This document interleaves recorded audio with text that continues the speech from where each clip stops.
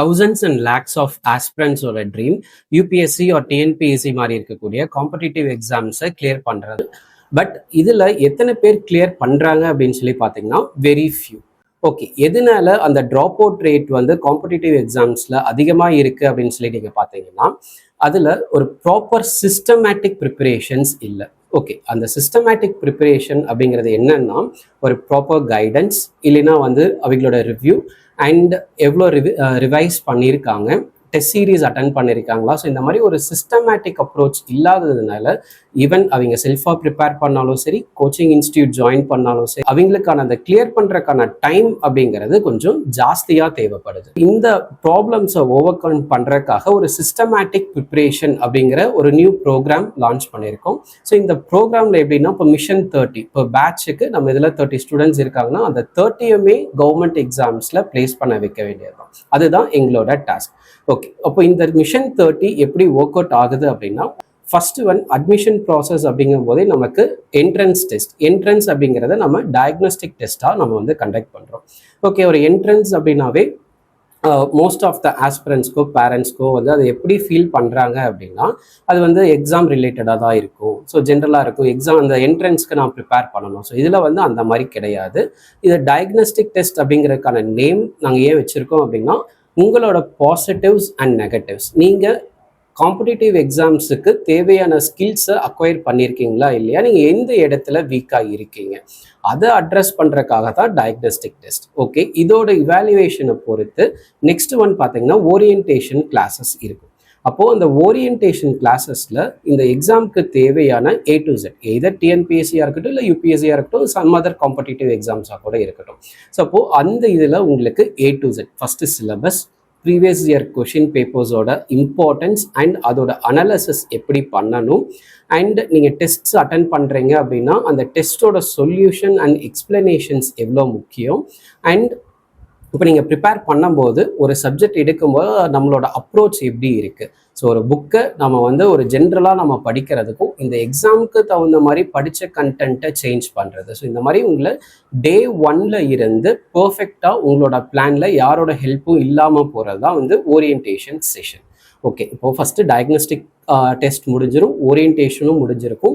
இதுக்கப்புறம் அந்த இடத்துல நம்ம வந்து சிலபஸ் ஸ்டார்ட் பண்ணுறதுக்கு முன்னாடியும் ஒரு டெஸ்ட் வைக்கிறோம், அதுதான் வந்து எக்ஸிட் டெஸ்ட். ஸோ இப்போ இந்த ஃபஸ்ட்டு 3 ப்ராசஸில் உங்களோட இது வந்து எப்படி இருக்குது, பெர்ஃபார்மன்ஸ் எப்படி இருக்குங்கிறது எக்ஸிட் டெஸ்ட்டில் நாங்கள் வந்து இவாலுவேட் பண்ணிடுவோம். ஸோ இப்போ இந்த 3 ப்ராசஸ்லேயே உங்களோட கிளியரிங், ஸோ தட் இஸ் எந்த பொசிஷனில் இருக்கீங்க, உங்களுக்கு என்னென்ன சப்போர்ட் எங்கள் சைடில் இருந்து தேவைப்படுதுங்கிறத உங்களுக்கு கிளியராக நாங்கள் எக்ஸ்பிளைன் பண்ணிடுவோம்.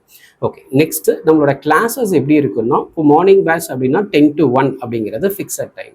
ஸோ அப்போது அந்த கிளாஸஸ்லேயுமே நம்ம வந்து என்ன பண்ணுறோன்னா இப்போ கிளாஸ் ஸ்டார்ட் ஆகிறதுக்கு முன்னாடியே உங்களுக்கு ஒரு ப்ரீ ஸ்கெடியூல்டு டைம் டேபிள் இருக்கும்.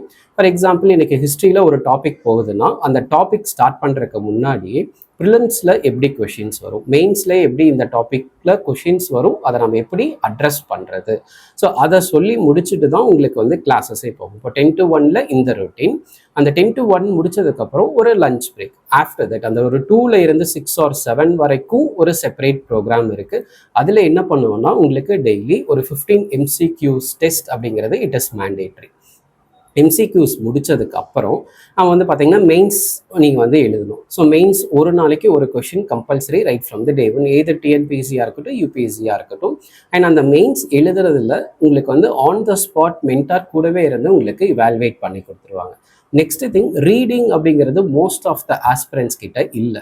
சரி, ரீடிங் அப்படிங்கிறது இருந்தாலும் படித்து மக்கப் பண்ணுறது தான் அதிகமாக இருக்கே தவிர அதை அண்டர்ஸ்டாண்ட் பண்ணி அவங்களோட ஓன் வேர்ட்ஸில் ரீப்ரொடியூஸ் பண்ணுறது அப்படிங்கிறது ஒரு பெரிய டாஸ்காகவே இருக்குது. ஸோ அதுக்குன்னே வந்து செப்பரேட்டாக ஒரு 2 hours செஷன் அந்த இதில் வந்து அலோகேட் பண்ணியிருக்கு. ஸோ இப்போ இதுதான் வந்து அவங்களோட டெய்லி இது.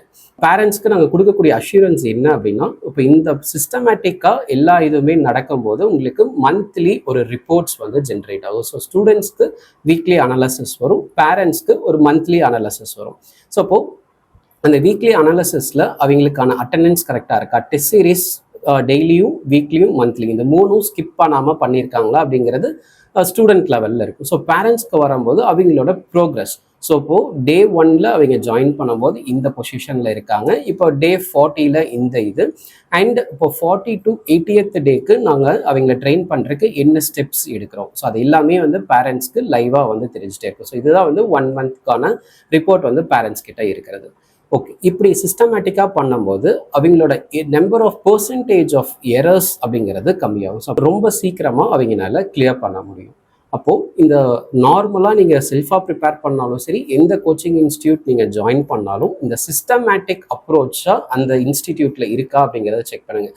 இல்லை இன்கேஸ் அந்த சிஸ்டமேட்டிக் அப்ரோச் இல்லை அப்படின்னாலும் நீங்கள் உங்களோட ப்ரிப்ரேஷன்ஸை ஒரு சிஸ்டமேட்டிக்காக நீங்கள் எடுத்துகிட்டு போய்க்கணும்.